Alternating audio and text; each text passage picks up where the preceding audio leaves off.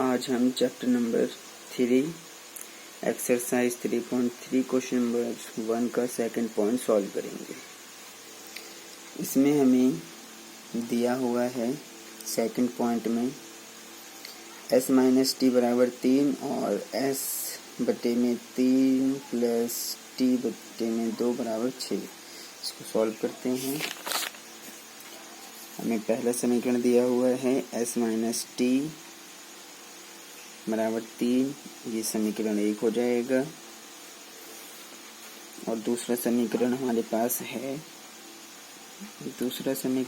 पास s, ये आपको 5 की तरह लग सकता है, आप इसको ठीक से समझिए। ये चर का s होता है, s फोर से ये हो जाएगा s बटे में 3 प्लस t बटे में 2 बराबर 6। तो अब हम क्या करेंगे, इसको थोड़ा सा सिंप्लीफाई करेंगे ताकि हम इसको और इजी लिख सकें। जैसे कि आप क्या कर सकते हैं, आप यहाँ पर एलसीएम ले सकते हैं, तो थोड़ा सा ये और इजी बन जाएगा, समीकरण को हल करने में और आसानी होगी। 3 और 2 का एलसीएम आ जाएगा 6। 6 को जब हम 3 से भाग करेंगे तो कितना आ जाएगा, 2 आ जाएगा। 2 की गुणा आप s में कीजिए तो ये बन जाएगा 2s प्लस ये s है 2s प्लस, अब आप जब 6 को इस 2 से भाग करेंगे तो 3 आएगा। 3 की गुणा t में कीजिए तो 3t, बीच में प्लस का निशान बराबर 6। अब आप इसके नीचे 1 लगा के क्रॉस मल्टीप्लाई कर सकते हैं इस तरह से। तो 1 की गुणा जब हम इसमें करेंगे तो ये तो पूरा सेम आ जाएगा, क्योंकि 1 से इसमें कोई फर्क नहीं पड़ेगा। और उसके बाद 6 की गुणा 6 में कर देंगे तो 36 बन जाएगा। तो ये समीकरण बदल जाएगा किस रूप में, ये बन जाएगा 2s प्लस 3t बराबर 36। तो ये हमारा समीकरण, इसको हमने 2 मान लिया। तो अब ये समीकरण पहले ऐसे था, अब ये इजी वे में आ चुका है। अब हम इसको आसानी से सॉल्व कर सकते हैं। तो आप समीकरण 1 और 2 दोनों में से कोई भी एक का मान लीजिए।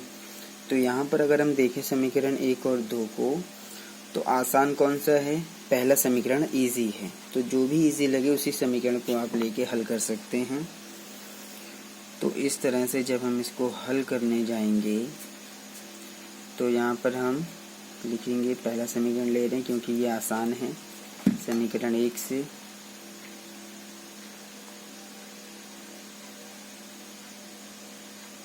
बंद ना हो, अब बताओ ठीक है सुनेगा।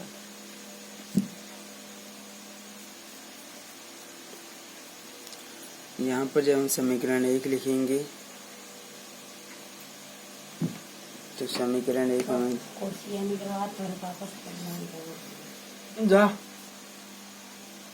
समीकरण 1 जब हम लेते हैं तो समीकरण 1 हमारे पास है s माइनस टी बराबर 3। तो अब यहाँ पर किसी एक s या t दोनों में से किसी एक का मान निकाल लेते हैं। मान लीजिए हम यहाँ पर s का निकालते हैं, तो जब s का मान निकालेंगे, आप किसी का भी निकाल सकते हैं, t का, s का, किसी का भी, तो 3 और t यहाँ पर आ जाएगा प्लस में।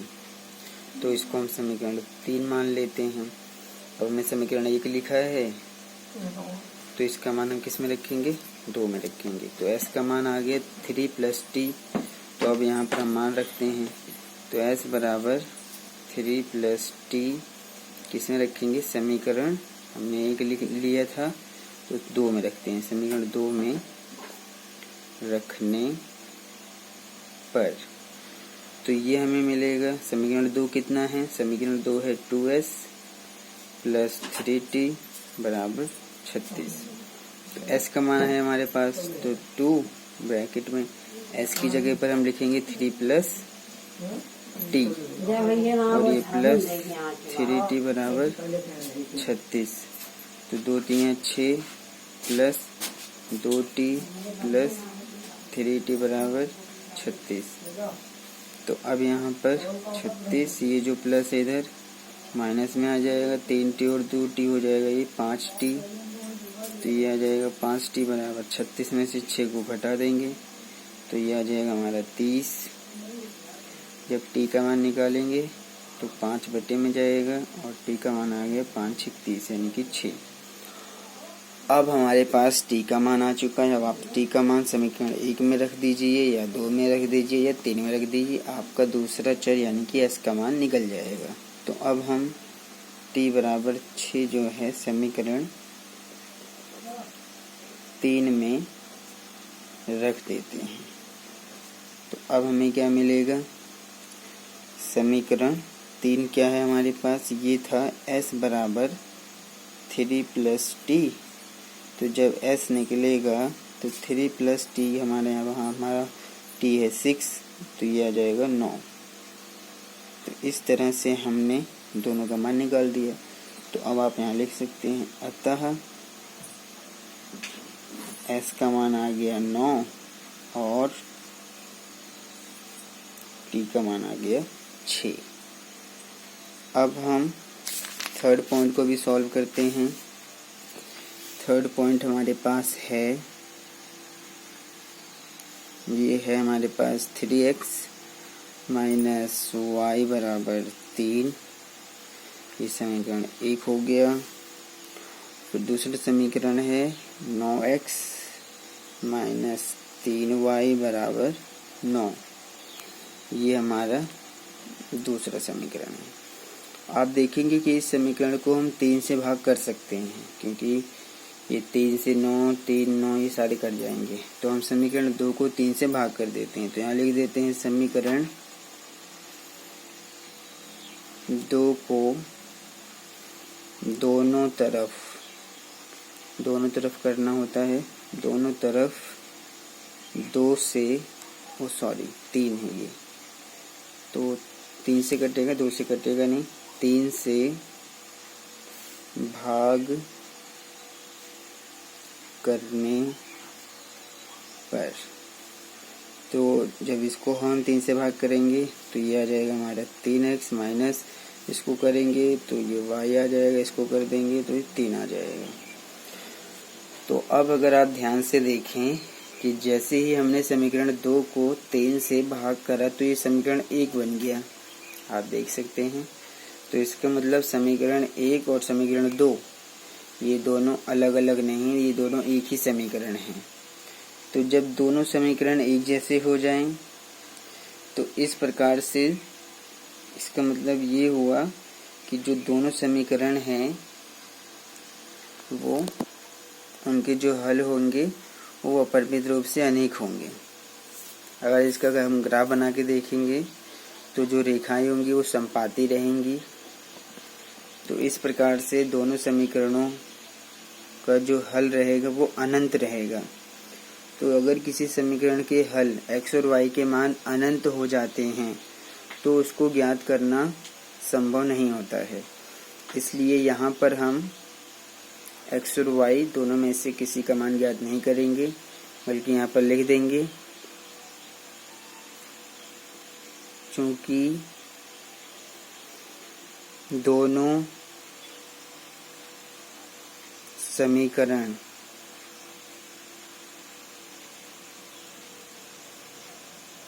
एक ही हैं, अतः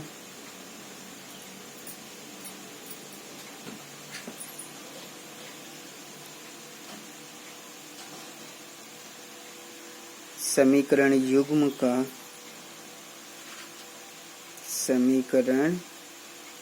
युग्म का अपरिमित रूप से अनेक हल हैं।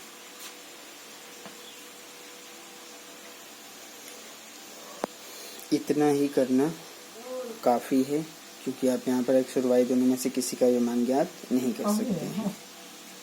आप x का कोई भी मान रखिए, y का आपको मान निकलेगा, और y का रखेंगे तो x का निकलेगा। मतलब अनंत हल हैं, इसलिए इसको हल नहीं किया जा सकता है।